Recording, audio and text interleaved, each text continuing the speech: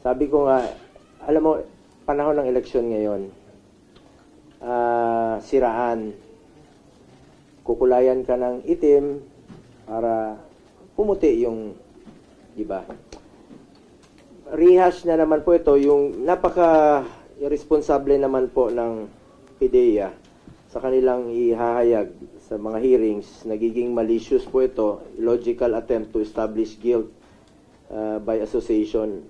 Rehash to dahil pinagbabasihan nila, report po ni Asierto na hindi naman credible witness. Hindi ko naman po siya kilala at hindi ko rin alam kung bakit galit na galit siya sa amin at pinag-iinitan niya kami. At kada election na lang po, ito ang nagiging issue. Bulok na style yan, no? Yung dudumihan ka, tatapunan ka ng dumi para sila po ang pumuti. Alam nyo, nung panahon po na SAP po ako, 2016 to 2018, bago po ako naging senador and considered resigned bilang SAP nung tumakbo po ako noong October, lahat po'y pinapansin ko. Lahat kayo. Kayo lahat pinapansin ko. Ako yung taong namamansin po ng lahat. Ngayon, uso yung picture taking, kahit sino na lang papapicture, ninong ka rito, nakakasama mo sa isang dinner o saan pa man, nakakalamuha mo. Hindi naman maiwasan na maraming magpapapicture. Hindi mo naman matanong-tanong kung sino sila, sino yung nakakausap mo at sino nagpapapicture sa'yo. Alam naman isa-isahin mong tanungin.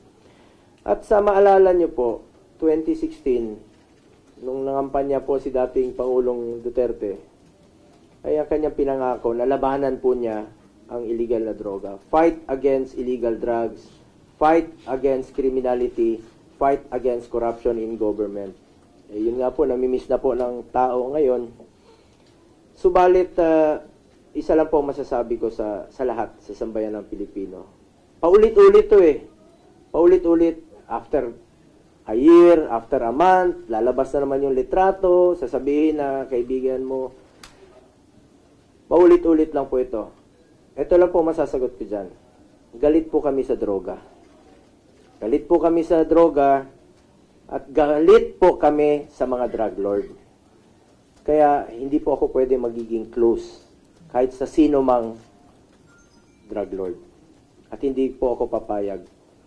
Sinabi na nga ni dating Pangulong Duterte na kung alam niyang drug lord ito si Michael Yang, papatayin niya. Ako naman po ay nagtatrabaho lang at lahat po ay pinapansin ko. Lahat kayo pinapansin ko. Hindi po ako suplado na tao. At alam niyo po yun. So ulitin ko lang po, hindi po kami close friends ni Alan Lim at mas lalong hindi po ako involved sa illegal drugs. Sa katunayan, galit po kami sa illegal na droga, galit po kami sa mga drug lords.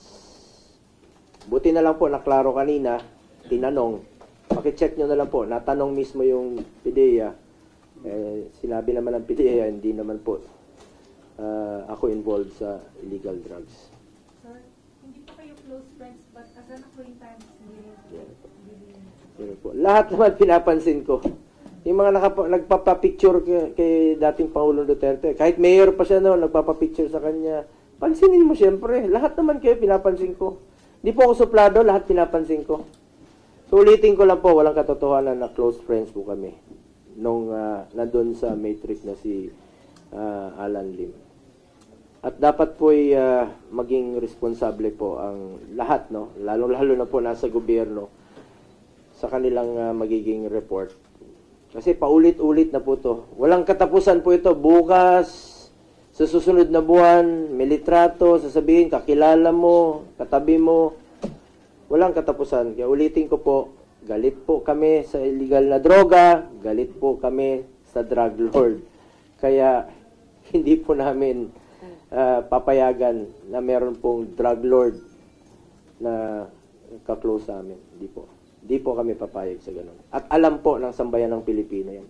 Ako naman, bilang inyong senador, nagsiservisyo lang po ako ng maayos sa ating mga kababayang Pilipino at patuloy po ako magsiservisyo sa inyo sa abot ng aking makakaya. At ginagampanan ko naman po ang aking trabaho bilang inyong senador. In fact, wala na po akong pahinga sa pagtatrabaho.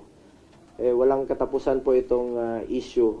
Pilit nilang nililihis po ang issue kung ano ba talaga ang naging totoong sitwasyon ngayon sa peace and order, lalo na po na dito sa illegal na droga.